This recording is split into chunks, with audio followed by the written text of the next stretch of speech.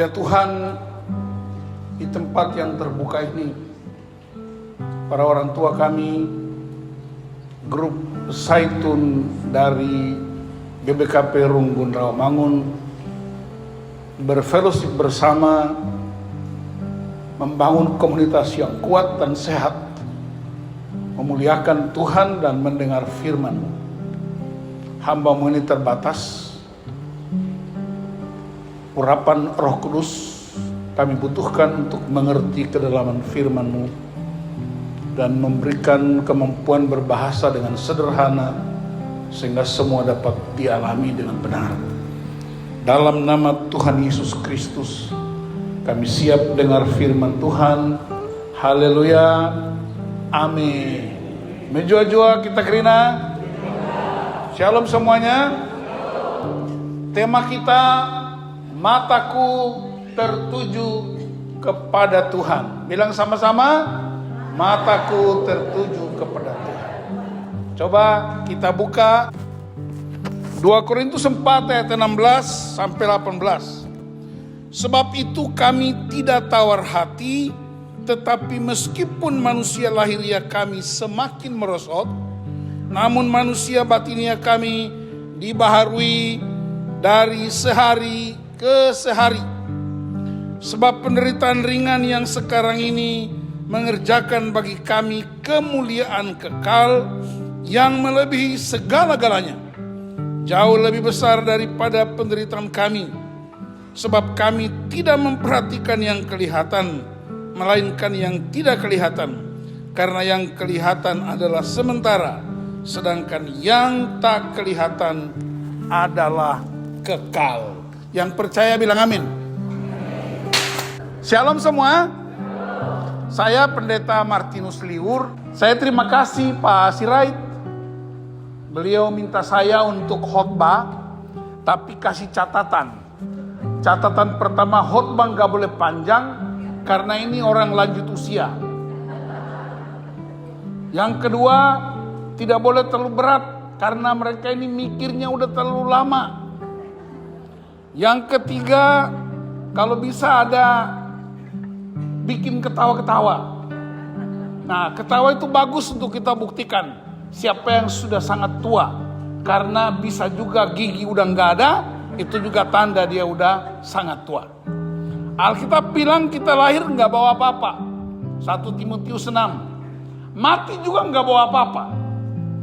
Jadi kalau mati tidak ada gigi berarti impas. Karena waktu lahir tidak bawa gigi. Betul? Tapi kalau mati bawa gigi namanya bonus. Nah, coba periksa kiri kanan gigi masih ada enggak? Ya, jadi orang lansia itu mesti sukacita. Amin. Nah, Paulus bilang dalam pembacaan kita, ternyata tua itu menderita. Menderita itu karena apa? Kemungkinan waktu masih muda banyak yang belum dikerjakan. Atau begitu sudah tua, anak cucu tidak memenuhi kebutuhan dan keinginan kita. Jadi memang bagi orang tertentu lanjut usia itu tidak enak. Tapi bagi anak-anak Tuhan, lanjut usia itu kasih karunia Allah. Bilang amin. Coba tepuk orang sebelahnya. Tua itu kasih karunia. Jangan menyesal jadi orang tua. Amin. Ya, saya ini udah 61 tahun. Ada yang di bawah saya 61? Ini di atas 61 semua. Nah, saya tidak mengajari Bapak Ibu tentang hidup sehari-hari karena semua punya pengalaman lebih hebat dari saya. Tapi saya mau sampaikan firman Tuhan. Bapak saya meninggal usia 74 tahun pada tahun 2010. Ibu juga meninggal 74 tahun. Bapak saya pendeta. Ya, jadi kalau seandainya beliau tinggal di Jakarta, mungkin masih kuat dia. Tapi karena di kampung, perawatannya terbatas, obat-obatan terbatas, makanan terbatas. Bersyukurlah kita ada di ibu kota ini. Amin. Waktu saya pelayanan di Kabanjahe, saya tinggal di rumah Neribu. Ada Neribu di sini? Mana coba yang Neribu angkat tangan. Ada Neribu. Saya salam dulu sama Neribu ya. Neribu di Kabanjahe. Ya, tapi Neribu yang saya tempati rumahnya itu Kabanjahe. Umurnya 80 tahun. Dia bangun lebih pagi dari saya. Saya bangun jam 4:30, dia bangun jam 4. 3 hari saya di situ. Dia bangun siapkan makanan, minuman. Wah, baik sekali Neribu itu. Memang orang Ribu itu baik-baik. Kalau ada teman saya majelis di Jakarta Pusat bilang, kalau ginting, itu perlu didoakan. Perlu didoakan. Kalau netigan, itu memang harus doa puasa.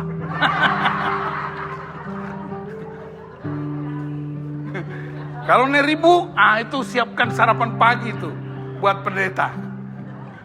Nah, jadi Bapak Ibu perhatikan, kalau dipanggil Bulang, mungkin di rumah sudah punya cucu, panggilnya Bulang, dipanggilnya Bapak siapa, Nande siapa, saya panggilnya Bapak Ibu saja. Supaya gampang. Nah, perhatikan, orang lanjut usia itu ibarat sedang menuruni tebing. Dan kalau turun tebing, itu lutut-lutut bergoyang. Buktinya ada ini. Ini kalau saya pinjam 3 hari, repot Bu.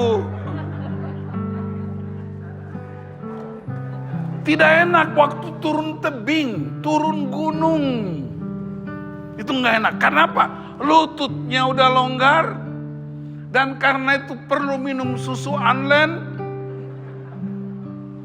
Dulu waktu masih muda pakai parfumnya Hermes, Bulgari, apalagi? Chanel. Dan itu bawa harum semerbak di seluruh ruangan.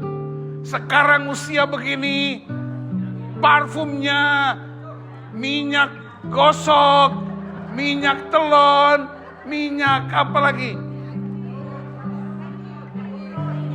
Minyak urut. Jadi parfumnya udah beda. Coba cium kiri kanan, dia bawa minyak apa? Dan itu wajar. Hanya satu-satunya agama di dunia, agama Kristen, yang mensejajarkan kehidupan dan kematian sama. Paulus bilang begini, bagiku hidup adalah Kristus, mati adalah keuntungan. Bilang sama-sama, bagiku hidup adalah Kristus, mati adalah keuntungan. Tapi bilang sama orang sebelah, tapi jangan mati sekarang, panitia nggak sediakan anggarannya. Berarti apa? Hidup Kristus, hidup itu kita berdampak. Tetapi waktu mati, orang bersukacita. Kenapa? Karena sebenarnya usia lanjut, turun tebing, tetapi kita sedang memanjat menuju hadirat Allah. Bilang amin. Karena itu tidak boleh takut. Kenapa banyak orang sudah lanjut usia tapi takut? Nggak takut. Puji Tuhan. Tapi kan takut kalau datang tukang tagihan, tukang tagih. Nggak ada lagi ya. Puji Tuhan, santai aja, tenang. Kalau waktunya untuk Tuhan panggil, bersukacitalah. Tapi jangan sekarang. Karena panitia tidak punya anggaran kematian untuk acara ini. Nah, perhatikan. Satu kali di Laumacio, saya pernah melayani Laumacio. Itu GBKP. Apa namanya? Laumacio. Itu malam terakhir saya disuruh nari GBKP si malam. Na na na na na na na Nanti selesai sesini kita GBK malam. Amin. Nah, biar lutut-lututnya itu bisa kuat. Nah, di situ ada satu keluarga Bulang sama nenek, usia kira-kira 79 tahun. Pendetanya berkunjung, pendeta sama Nora berkunjung. Begitu sampai di rumah, selamat pagi pendeta, selamat pagi Bulang. Itu emeritus, pertua emeritus. Lalu begitu duduk, Bulang panggil nenek. Halo sayangku. Bahasa Karonya apa? Keleng ateku. Ada pendeta sama Nora. Bikin dulu kopi buat pendeta sama Nora. Halo keleng ateku. Kenapa Bapak? Ada pendeta sama Nora. Bikin dulu kopi. Masih ada kekelamaan, dia tanya lagi. Jadi ateku? Jadi Bapak. Dia, tapi Nora pegang pendeta sangat kencang. Dia bilang, Pak, lihat ini orang tua kita. Sudah 79 tahun. Mereka masih mesra. Luar biasa ini. Begitu pendetanya dikasih kopi. Lalu pendeta tanya, emeritus, apa rahasia kamu? Sudah 79 tahun masih begitu mesra sekali. Boleh aku tahu rahasianya? Dia bilang, pendeta, sebenarnya kami bukan mesra. Aku lupa nama istriku itu. Dia lupa nama istrinya, jadi dia tiap hari panggil keleng ateku. Tiap hari keleng ateku. Karena apa? Lupa namanya. Coba tanya sama sebelah, masih ingat nama pasanganmu? Boleh kalau lupa pasangan, no problem. Yang penting jangan lupa siapa penciptamu. Bilang amin. Mataku tertuju padamu. Bicara soal apa? Fisik kita semakin lemah. Dulu bisa ke pasar sendiri, nyetir mobil sendiri, masak sendiri, pergi ke gereja sendiri. Sekarang mesti ditolong anak cucu. Betul? Itu kebanggaan. Tetapi untuk menunjukkan bahwa sekalipun manusia jasmani kami semakin merosot, tetapi manusia batinnya kami akan terus diperbaharui dari sehari ke sehari. Berarti apa? Tiap hari. Ketika Yerusalem rusak, Bait Allah dirobohkan, para penyaksi menulis dalam kitab peratapan. Mereka berkeluh kesah, mereka menangis, mereka galau. Tetapi ada yang menarik di situ. Dia bilang begini, tetapi rahmat Tuhan selalu baru setiap pagi. Amin. Bangun pagi lihat matahari terbit, itu rahmat Tuhan baru setiap pagi. Bangun pagi bisa dapat udara yang segar, itu rahmat Tuhan setiap pagi. Hari ini kita ada di bumi perkemahan Cibubur. Saya waktu kirim itu brosur dari Pak Sirait kepada beberapa hamba Tuhan, tolong doakan acara ini. Mereka bilang, Pak, kenapa lansia di Cibubur? Loh kenapa? Cibubur itu kan pramuka. Mereka orang tua-tua, bagaimana mereka pramuka di sana? Karena pramuka selalu dihubungkan dengan anak muda. Tapi orang tua juga bisa pramuka. Saya mau cerita, di Papua ada satu kisah. Ada seorang nenek tinggal dengan cucunya. Lalu dia tiap hari urus cucunya. Kemudian satu kali dia bilang sama cucunya begini, "Cu, kalau nenek meninggal, kamu tolong kasih baju nenek dari, lihat di lemari baju nenek. Baju yang paling dasar, paling bawah. Itulah baju untuk nenek waktu meninggal. Karena itu baju yang tertua menurut nenek." Nah, nenek nggak tahu kalau ini lemari selalu diperbaiki. Waktu nenek meninggal, ini cucu ikut perintah neneknya. Dia periksa baju yang paling bawah, itu baju pramuka. Tapi karena ini warisan wasiat nenek, ini perintah nenek, akhirnya dia ambil baju pramuka. Dia kasih pakai nenek yang sedang terkujur dia di dalam peti jenazah. Pendeta datang, jemaat datang. Sini, kenapa kasih baju pramuka buat nenek? Ini surat nenek. Nenek bilang kalau nenek mati, kasih baju yang di lemari paling dasar. Aku buka lemari, itu yang paling dasar. Oh begitu. Iya, itu wasiat nenek. Aku harus taat. Aku mesti taat pada perintah. Akhirnya mereka kebaktian, dibawa sampai ke pemakaman. Begitu peti jenazah turun ke liang lahatnya, pendetanya ambil tanah, dari tanah kembali kepada tanah. Saudara-saudara jemaat, keluarga dan khususnya cucu, kita tidak boleh bersedih karena kita sebenarnya antar nenek hanya untuk camping. Karena itu marilah kita beri penghormatan terakhir dengan cara memberi tepuk pramuka. Ayo semua tepuk pramuka. Amin. Yang tidak tepuk pramuka pernah tidak ikut pramuka. Ternyata orang lanjut usia masih ingat tepuk pramuka. Tahu apa arti yang kisah itu?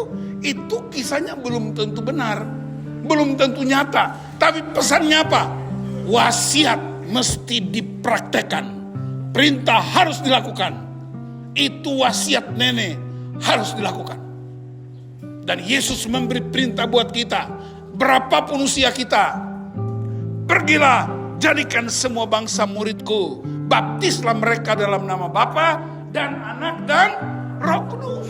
Jadi ini perintah. Pak, tapi kami kan udah lanjut usia. Mana mungkin kami pergi ke Tanah Karo lagi? Mana mungkin kami pergi lagi ke Afghanistan? Tidak usah pergi ke sana, nenek. Tapi di tetangga itu ada nenek-nenek yang belum percaya ke Tuhan Yesus. Tapi kenapa nenek yang satu ini tetap wajah segar dan ceria? Kalau mereka tanya, ada rahasianya? Ada rahasianya. Apa rahasianya? Tepuk pramuka. Artinya apa? Sukacita. Amin. Jadi orang lanjut usia pun bisa mewariskan sesuatu buat anak cucu kita.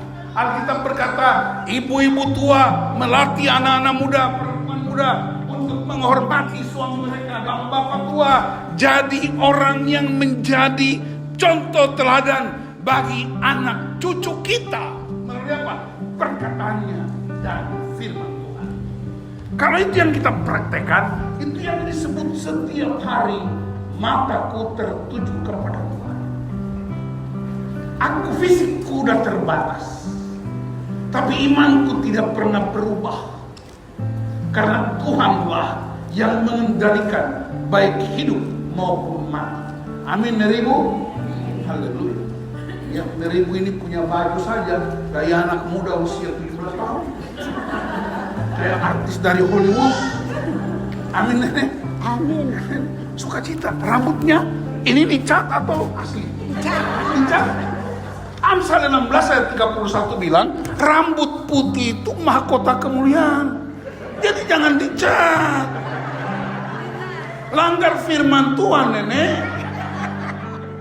Jelek. Nah itu rambut putih. Gak usah jelek, karena begini. Kalau nenek sudah rambut hitam, terus sakit-sakit, mulai berdoa sama Tuhan, Tuhan tolong aku Tuhan. Anakku mau ini Tuhan, aku gak kuat lagi. Tuhan bilang, kamu masih kuat. Dari mana kuat? Rambutmu masih hitam. Karena Alkitab bilang, sampai masa tuaku rambut putih, Tuhan menggendong aku. Jadi nanti Tuhan gak gendong nerimu, karena rambut masih hitam.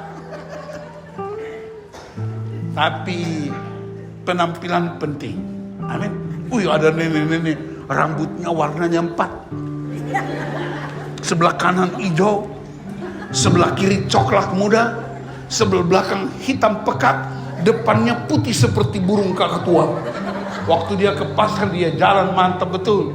Begitu anak-anak muda ganggu, halo cewek. Begitu dia balik, udah keriput kabur semua. Apalagi kalau udah tua gak usah operasi.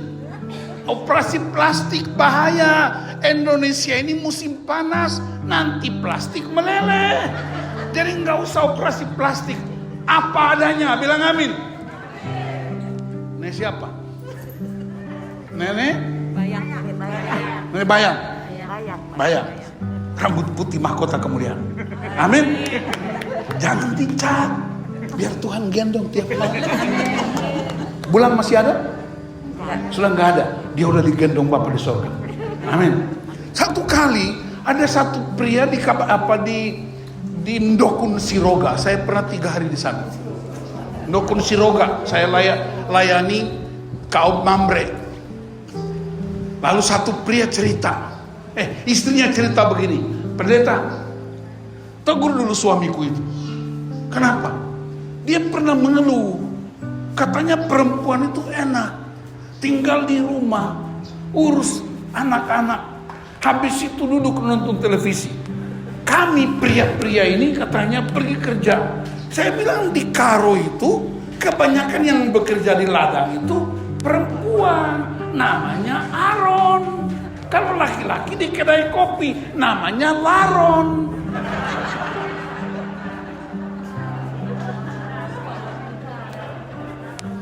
Tahu Laron? Tahu Aron? Jadi wanitanya Aron, prianya Laron. Habisin aja di kedai kopi. Lalu pria itu bilang, datang sama Tuhan, Tuhan, boleh nggak tukar? Tukar apa? Tukar jenis kelamin. Aku yang jadi istri, istriku jadi suami. Kenapa? Capek kali aku. Boleh, kamu mau tukar berapa lama? 3 bulan, 1 bulan saja uji coba. Lalu dia mulai jadi suami istri, istrinya jadi suami. 1 minggu pertama dia nikmati sebagai seorang istri. Luar biasa, ternyata jadi wanita itu enak sekali.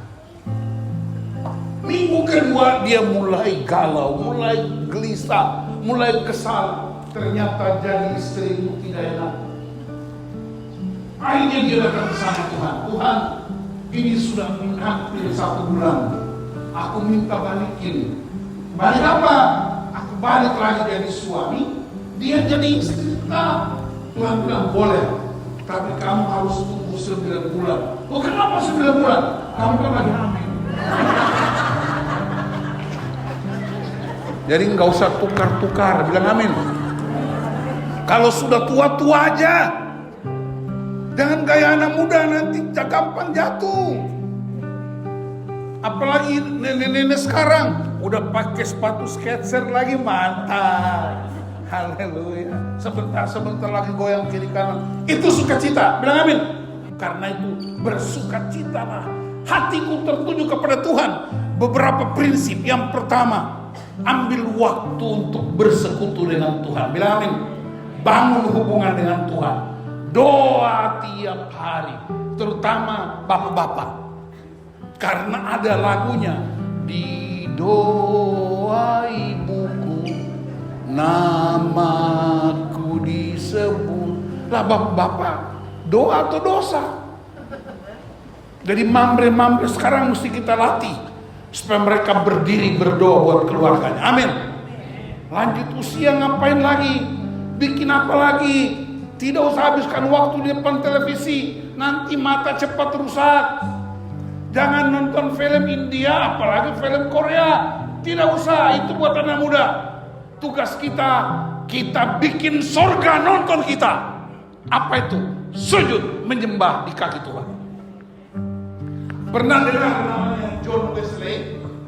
Pernah dengar? John Wesley itu penginjil terkenal di dunia.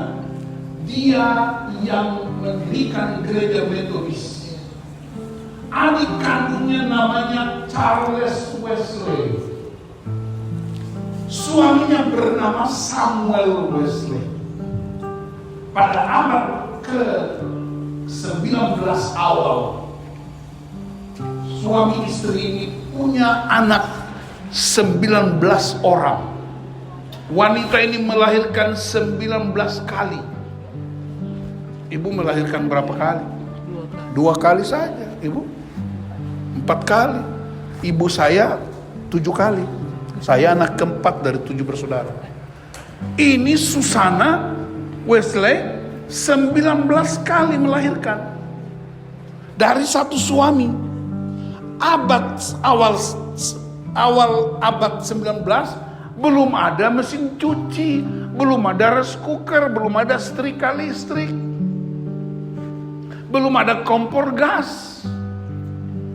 Jadi dia mengerjakan semua pakai tangannya. Suaminya bekerja di sebuah pabrik. Ketika suami pergi bekerja, wanita ini urus anak-anak yang besar untuk pergi sekolah. Anak-anak kecil dikasih makan. Kemudian dia masuk ke kamarnya. Dia tulis di pintu kamarnya, "Don't disturb." Jangan ganggu. Bahasa Karo jangan ganggu apa? Ulah ganggu. Nah, kenapa dia tulis ulah ganggu? Karena dia sedang sujud di kamarnya. Lalu dia bilang begini, "Setiap hari aku memandikan suamiku dan anak-anakku dengan air mataku di hadapan Tuhan." Dan hasilnya dunia berubah. John Wesley, penginjil terkenal, memberitakan Injil Kerajaan Allah. Banyak orang bertobat. Lahirlah gereja Metodis dan juga gereja-gereja lain. Charles Wesley adiknya mengarang lagu-lagu rohani dan membangkitkan iman begitu banyak orang di seluruh muka bumi ini. Jadi neribu masuk kamar, tulis di pintunya, ulah ganggu. Ngapain? Doa. Tidak bisa baca firman karena apa? Mata sudah rabun. Tapi dengar juga udah nggak bagus.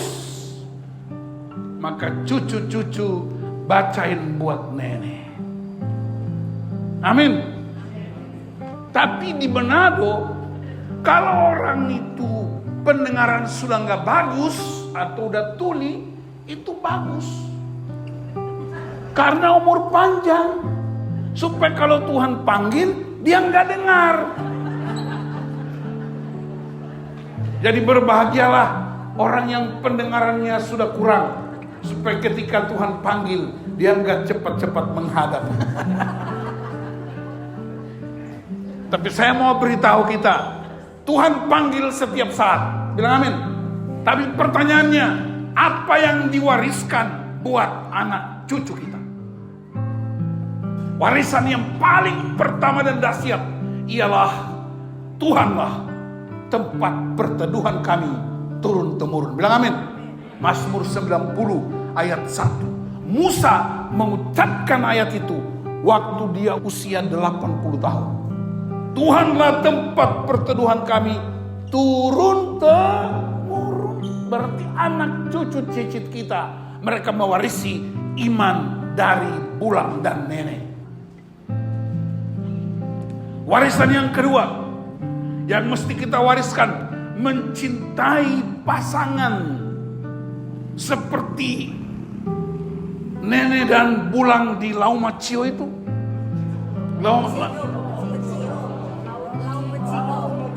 itu juga nggak terdaftar di surga, jadi nggak usah pusing kali. Santai aja, yang penting ada tempatnya di bumi.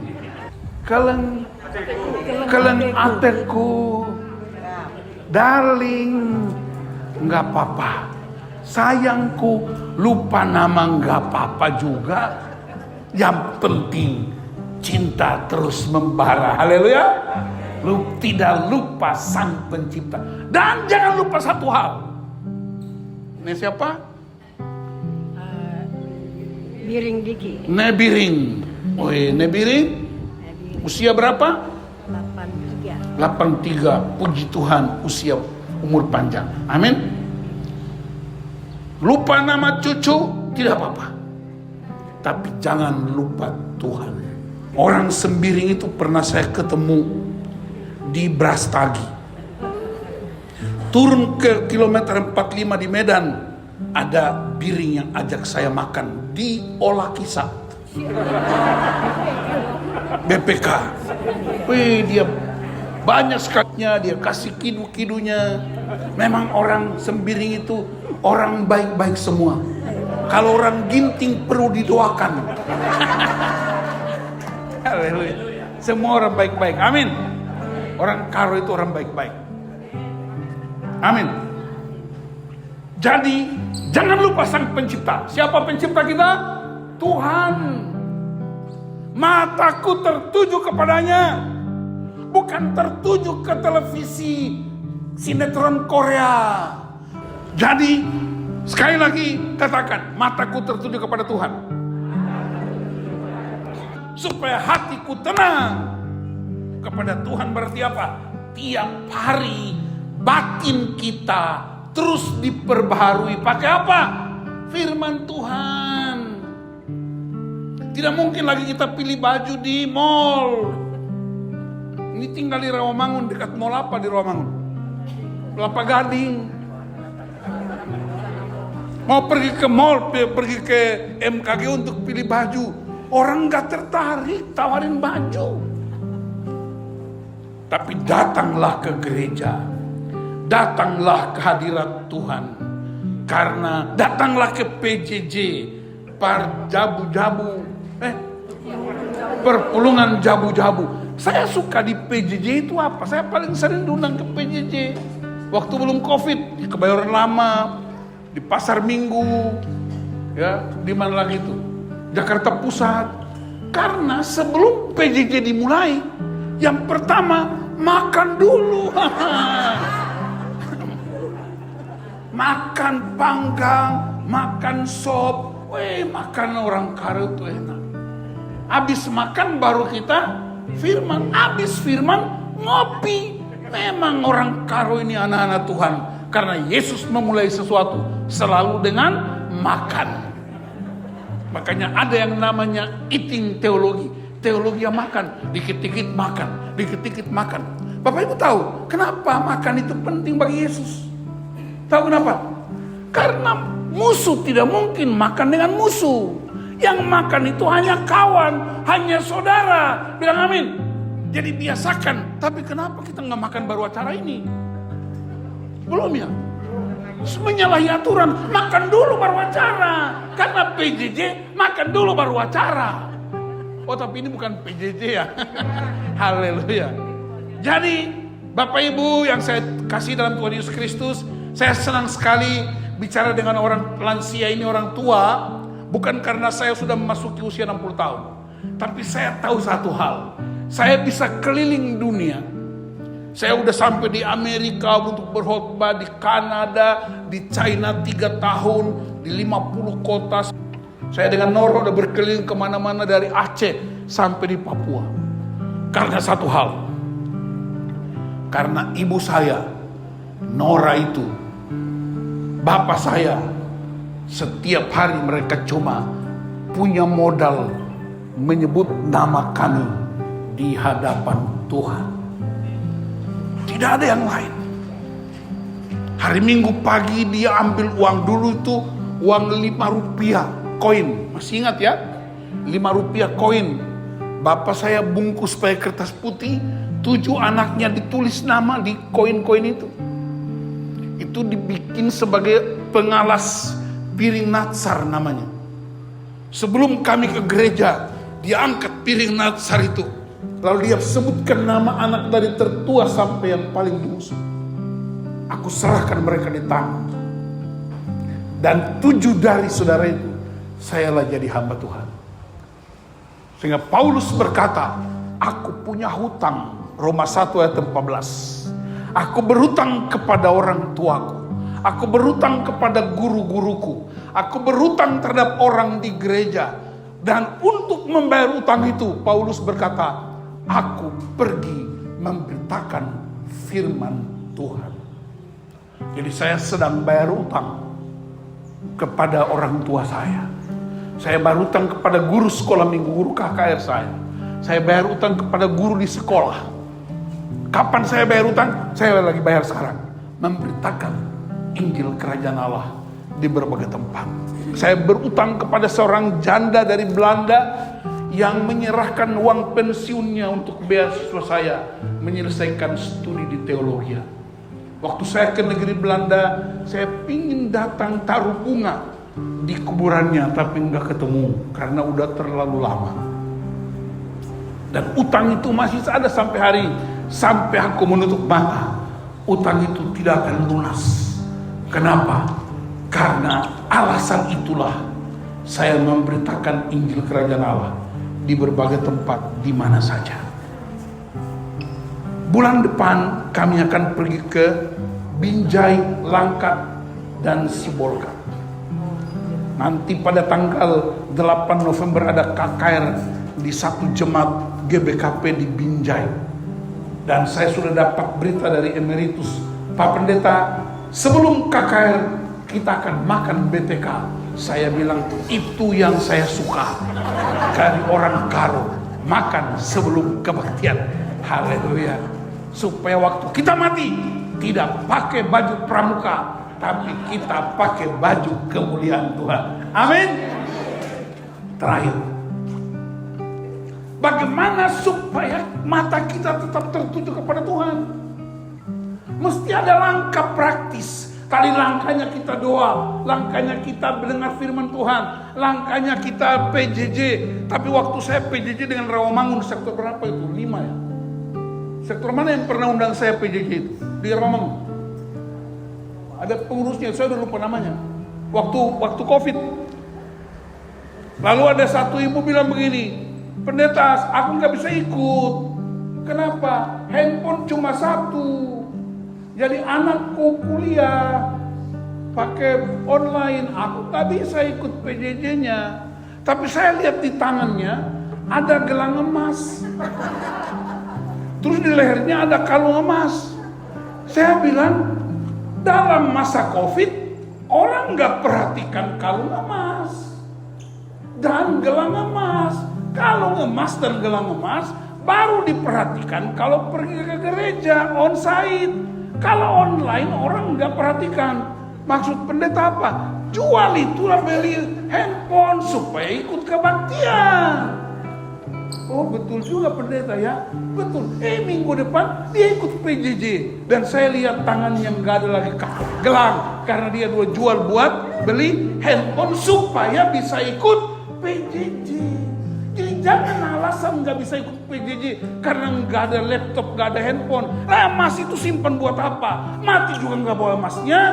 Tapi waktu kita ikut PJJ, anak cucu mereka bilang begini, puji Tuhan, aku tiru nenek, aku tiru Bulang, karena Bulang dan nenek sekalipun tua, mereka tetap mengandalkan Tuhan. Bilang amin. Itu apa namanya? Bayar harga. Harganya apa? Harganya mesti mati. Apanya yang mati? Ego kita. Keinginan daging kita udah gak perlu lagi. Pakai baju 1 pergi ke gereja tiap minggu juga gak masalah. Orang gak tertarik tuh. Baju 2, 1 daster untuk tidur, 1 pergi ke pasar, 1 ke gereja. 3 potong aja cukup. Gak ada orang diskusikan. Bakalan gak ada yang bicara. Kenapa? Gak tertarik. Karena udah tua. Kalau anak muda baju 1 baru soal. Pendeta baju 1 soal. Kalau nenek bajunya 1 biasa aja. Nah, satu kali Ada lomba 17 Agustus. Lombanya bukan kuis Alkitab.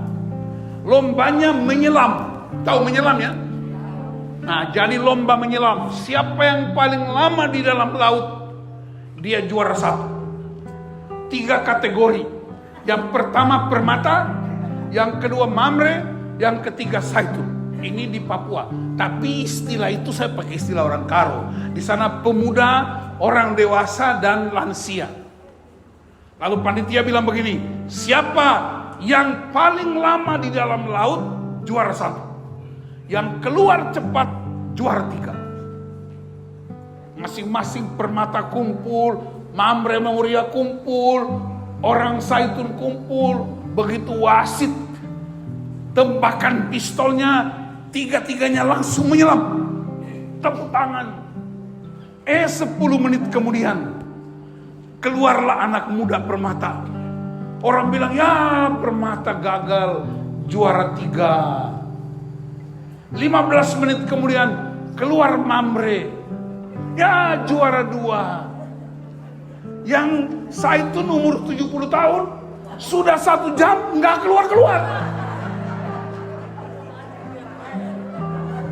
Karena udah nggak keluar, ketua panitia bilang, tim SAR turun cari. Mereka menyelam di tempat yang tadi, mereka cari, nggak dapat. Ternyata sudah di bawah arus 100 meter, bajunya sudah nyangkut di batu karang, mati. Dibawa naik ke atas, tim dokter datang. Ketua panitia bilang, dokter tolong periksa.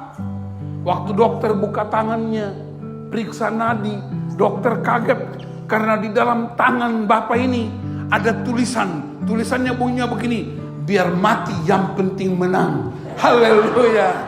Amin. Amin. Mau menang? Mati. Apa yang mati? Ego kita, keinginan daging kita, maunya kita, paksaan kita. Apa semua mesti ikut bulang, semua mesti ikut nenek. Ini dunia modern. Dulu nenek jalan kaki dari Brastagi sampai Medan. Dulu kan belum ada mobil. Kenapa suruh cucu kita jalan kaki? Kan sudah punya mobil. Jadi kita mesti mati. Bilang mati. Bilang mati. Ini gak mau mati. Bilang mati. Apanya yang mati? Ego kita. Kesombongan kita. Kekaroan. Kami kan orang Karo. Lah siapa yang bilang kamu orang Korea? Kami kan sudah lansia. Siapa bilang kamu masih KKR? Jadi jangan paksakan sesuatu. Jadi saya simpulkan. Yang pertama, tua itu biasa aja. Katakan, tua itu biasa. Tua belum tentu dewasa. Ya, tua belum tentu dewasa.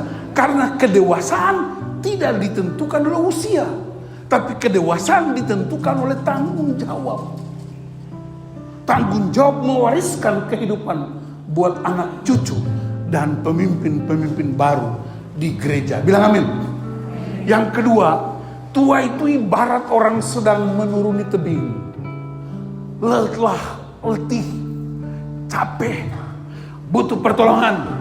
Tapi ingat satu hal, di sisi yang lain, batin kita, roh kita sedang menanjak menuju hadirat Allah. Disitulah kekuatan. Ketika aku lemah, itulah kekuatanku, kata Paulus. Kenapa? Karena ketika aku lemah, aku membutuhkan pertolongan dari Tuhan. Amin. Yang ketiga, kita harus bersedia mati. Mau menang? Mati. Mau keluarga kita menang? Mati. Tidak ada lagi keributan suami istri. Apa yang kita ributkan di rumah tiap hari? Tiap hari ribut apa di rumah? Uang. Anak-anak kita, mantu kita ribut di rumah gara-gara apa? Hepeng. Kalau yang kita ributkan di rumah itu uang, berarti uang jadi prioritas kita. Ribut gara-gara mobil, ribut gara-gara makanan, berarti itu prioritas. Tapi mari kita ribut karena kerajaan Allah harus terjadi di rumah kita. Bilang amin. Sekali lagi saya berdoa supaya Bapak Ibu tidak hanya sehat dan kuat, tapi memberitahu anak cucu bahwa Tuhan itu tempat perteduhan kita turun-temurun. Dan orang GBKP pakai zaitun sebagai simbol orang lanjut usia. Tahu zaitun? Zaitun itu dari akar sampai daunnya terpakai, semuanya berguna. Yang sudah pernah ke Israel, di Taman Getsemani ada 8 pohon zaitun yang masih kuat sampai hari ini. Umurnya lebih dari 3.000 tahun. Kuat. Jadi pakai nama zaitun menunjukkan bahwa kita tetap kuat. Sekalipun fisik lemah, tapi kita tetap kuat. Bilang amin. Mata kita tertuju kepada Tuhan. Cari Tuhan. Anak cucu kita doakan. Dan mereka menjadi berkat buat bangsa-bangsa. Amin.